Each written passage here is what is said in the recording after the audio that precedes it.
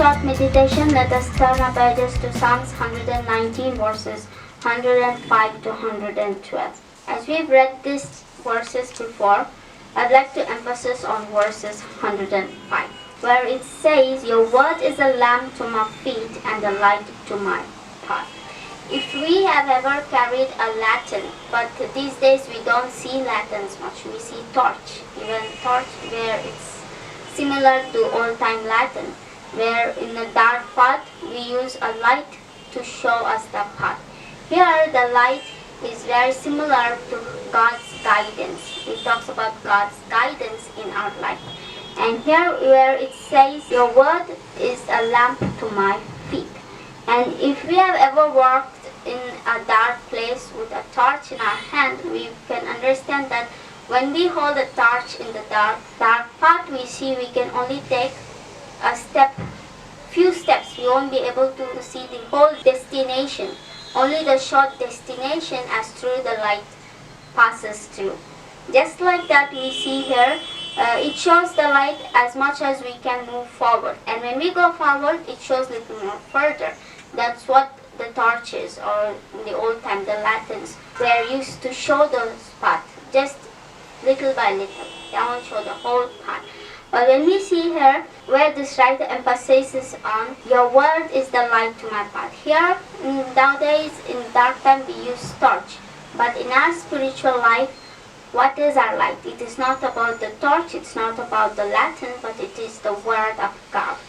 And we see many Christians have walked this path with the Lord for a very long time, and they are assured of reaching their destination. There are some who have not reached their destination because they become upset when they come across some risky path, and when they come across some dangers or some pitfalls they see on their paths. As we read these verses before, we need to understand how much God leads us when we depend on Him. When we see in Proverbs chapter 3 verses 5 to 6, the writer says here in Proverbs, he says, "Trust in the Lord with all your heart." He goes on to say, "In all your ways we need to acknowledge Him, and He shall direct our paths."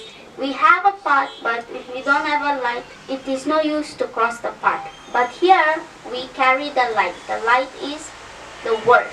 So when we have this Word, what's the next step to do? It should direct our paths. But that is, how is that possible?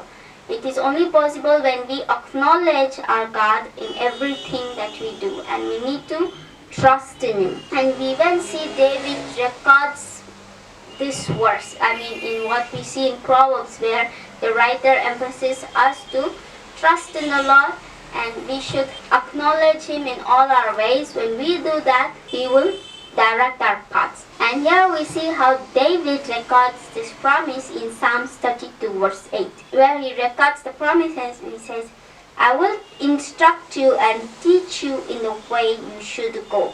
I will guide you with my eye." We see the affirmation from God, how God leads us.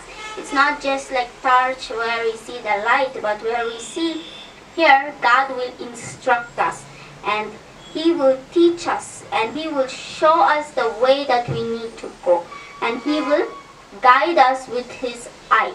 And it's not just like telling a little kid, "I'll watch over you." It's not that. When we have our God who can see all things, He means it. And when we depend on Him completely, and when we acknowledge Him, we will see the benefits of it. But when we lack it, we may lose it. And if we refuse to worry about tomorrow and trust in God for today, each and every day, if we trust in Him, we will find His grace. And if we stop to worry about tomorrow, and if we start to trusting in God for every day, even today and even the coming days, if we start to trust in Him, we will see His grace, and we will also see His guidance in our life. And each and every step we take, He will guide us when we acknowledge Him and when we trust in Him, and when we use this Word of God as our light to our path, and He will guide us in the path that we go. And we don't need to see anything beyond what God doesn't show us. Each and every step, small step, as through the light passes, going little by little, we see His grace in our life. And when He guides us, we'll have enough light for us to go through this path. And it will be wonderful if we are being directed by Him. Let us keep our God as our director, as our guidance, where He will show us each and every new path that we need to take.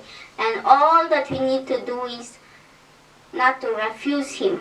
All that we need to do is only to trust Him and acknowledge Him in all our ways. And to acknowledge Him and to trust Him in everything that we do.